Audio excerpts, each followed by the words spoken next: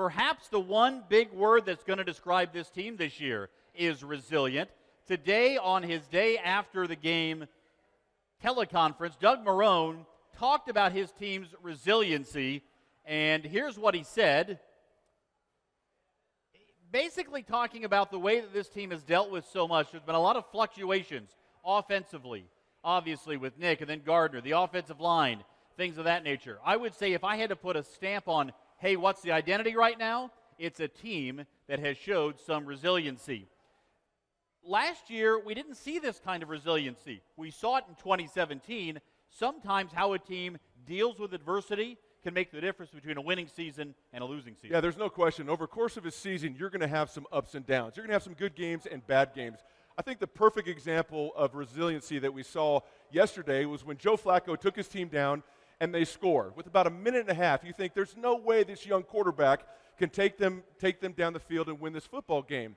But they showed that resiliency. They showed that resolve. The young quarterback stepped up with his teammates and really got the win based on a situation that just didn't look good. I think most people would say, as much as they believe in Gardner Minshew, this is too big for him. Well, it wasn't too big for him.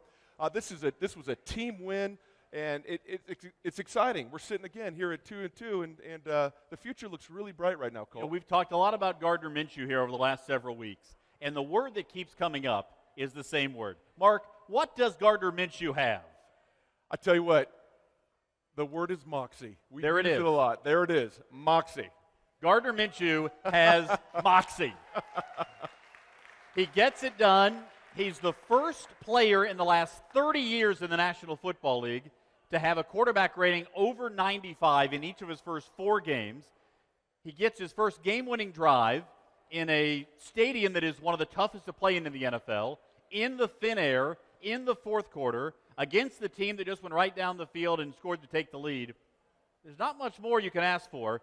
As we get into our 3 points, first point has to be the question, and maybe the answer, Mark, is Gardner Minshew for real? He is for real. Listen, Cole, you either have it or you don't have it. I mean, it is clear right now in only 4 games that Gardner Minshew has it. And call it what you want, call it moxie, a confidence, a swagger, but the kid has it.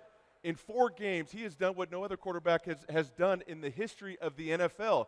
He bursts onto the scene. The city has embraced him. He's playing very, very good football.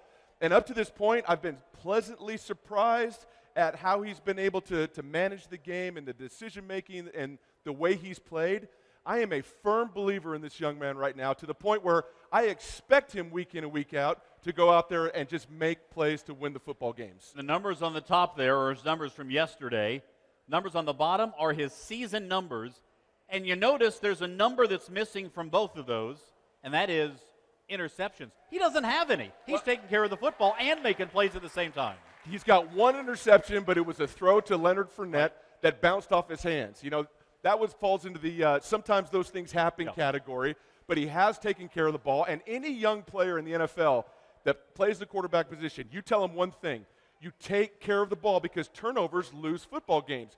Well, he's not only taking care of the ball, he's throwing touchdown passes, he's extending plays. You're seeing some really good plays right there. He's just playing like an 8 to 10-year vet that's been doing it for a long time, playing at a very high level. And again, we expect that to continue.